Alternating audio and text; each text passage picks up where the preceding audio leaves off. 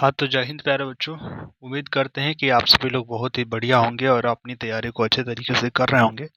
और आपके तैयारी को चार चांद लगाने के लिए और जो विद्यार्थी अभी तक कुछ नहीं पढ़े हैं, उनके लिए आज का ये वीडियो बहुत ज़्यादा इम्पोर्टेंट है।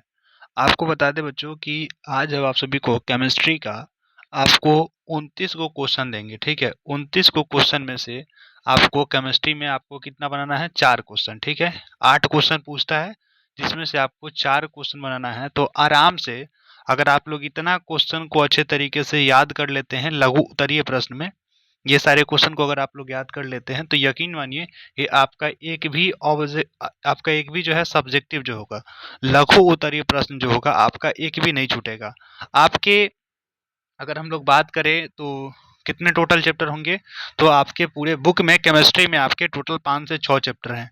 और 5 से 6 चैप्टर में आपको जो है जितने भी इंपॉर्टेंट लघु उत्तरीय प्रश्न बन सकते हैं, आज की इस वीडियो में आप सभी को देने वाले हैं।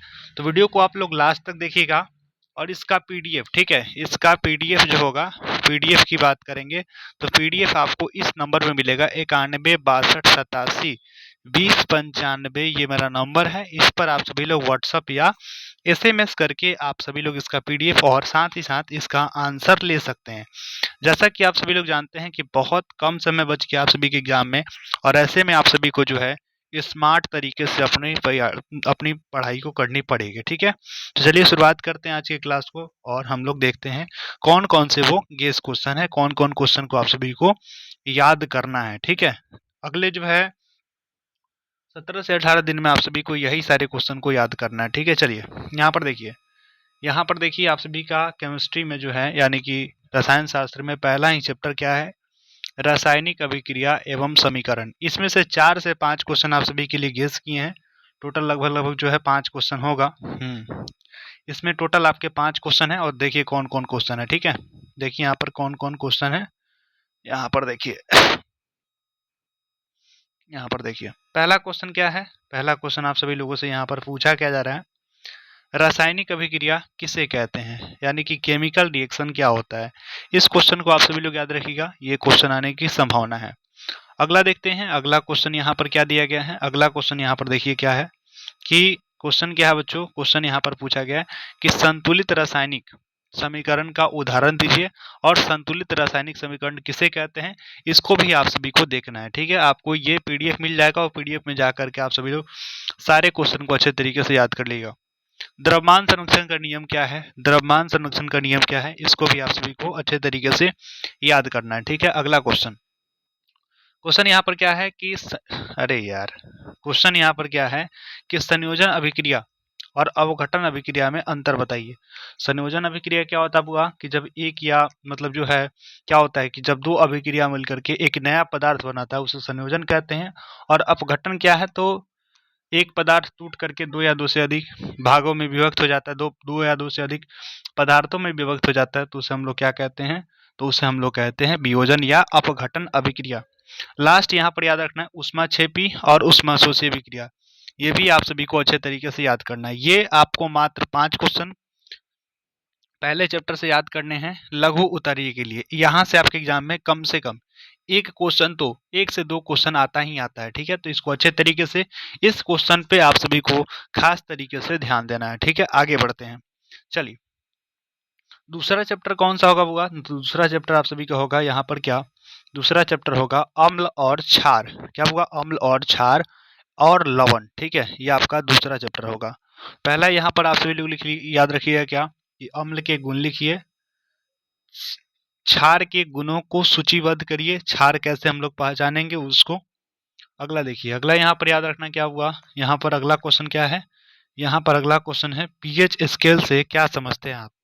पीएच स्केल क्या है, ठीक है, ये इसको भी आप सभी को याद रखना है। चलिए अगला देखिएगा, अगला यहाँ पर 9 नंबर क्वेश्चन यहाँ पर हम लोग आप सभी को क्या दिए हैं? पीतल के बर्तनों में खट्टे पदार्थ क्यों नहीं रखना चाहिए। यह भी क्वेश्चन इंपॉर्टेंट है, यह भी क्वेश्चन आपके लिए इंपॉर्टेंट है। और अम्ल और क्षार में अंतर बताइए, अम्ल और क्षार में अंतर बताइए।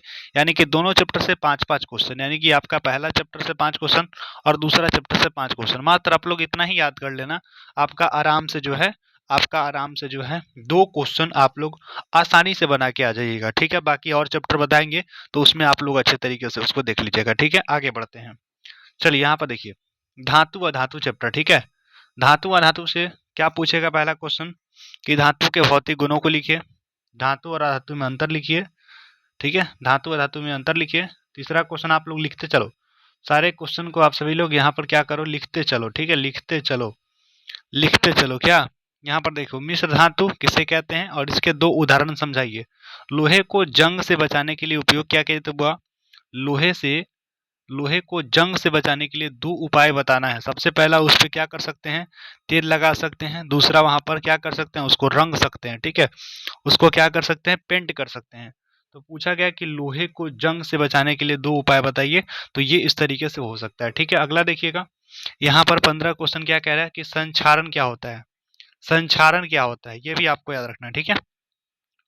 आगे देखिए, यहाँ पर क्वेश्चन क्या है आपका, तीसरा चौथा चैप्टर आ गया क्या, तो कार्बन और उसके यौगिक। यहाँ से तो एक पक्का क्वेश्चन आएगा, ठीक है। यहाँ से आपके एग्जाम में एक पक्का क्वेश्चन आएगा। कार्बन के अपरूपों के नाम बताइए, कार्बन के अपरूप कौन कौन से होते हैं, इसको बताना है। साबुन कैसे बनता है, इसको बताना है, ठीक है। साबुन कैसे बनता है, इसको बताना है। यहाँ पर देखिए, ये क्या पूछ रहा है आप सभी लोगों से कि हाइड्रोकार्बन किसे कहते हैं। देखिए, हाइड्रोकार्बन क्या होता है कि जिसमें कार्बन और हाइड्रोजन मिल जाए, कार्बन और हाइड्रोजन मिलकर बने हुए पदार्थ को हम लोग कहते हैं हाइड्रोकार्बन, ठीक है। तो याद रखना है, इसको भी आप सभी लोग कर लेना। इसको भी 9 नंबर 19 नंबर को भी अच्छे तरीके से देख लेना यहाँ पर। लेकिन 19 नंबर में उतना इंपॉर्टेंट नहीं है, ये क्वेश्चन हो सकता है कि पूछ सकता है इस बार। अगला देखना यहाँ पर क्वेश्चन क्या है कि और साबुन और डिटर्जेंट में आपको क्या अंतर होता है, ये बताना है, ठीक है। अगला देखिए, लास्ट चैप्टर यहाँ पर आप सभी का पृथ्वी के खनिज और संसाधन। देखिए, अयस्क और खनिज में अंतर बताना है, ठीक है। अयस्क और खनिज में आपको अंतर बताना है। एल्युमिनियम के अयस्कों के नाम लिखने हैं, एल्युमिनियम के कौन कौन से अयस्क होते हैं इसका नाम लिखना हुआ, ठीक है। अगर उसके बाद में बताना है आप सभी को, ओकरा बाद में क्या कि निष्पातन, ये क्वेश्चन थोड़ा सा मिस्टेक है, इसको छोड़ दीजिए, 24 नंबर छोड़ दीजिए। चलिए आगे देखिए, लास्ट क्वेश्चन यहाँ पर देखिए, पर्यावरणीय प्रबंधन, आरआर का अर्थ क्या होता है, ठीक है। जल संरक्षण के उपाय को लिखिए, जल संरक्षण के उपाय को लिखिए।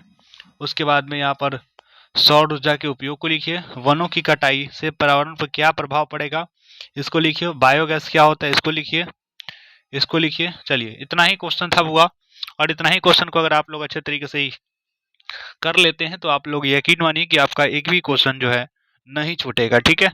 तो उम्मीद करते हैं कि आप सभी को ये वीडियो बहुत बेहतरीन लगा होगा। तो मिलते हैं हम लोग नेक्स्ट वीडियो में, तब तक के लिए जय हिंद, जय भारत।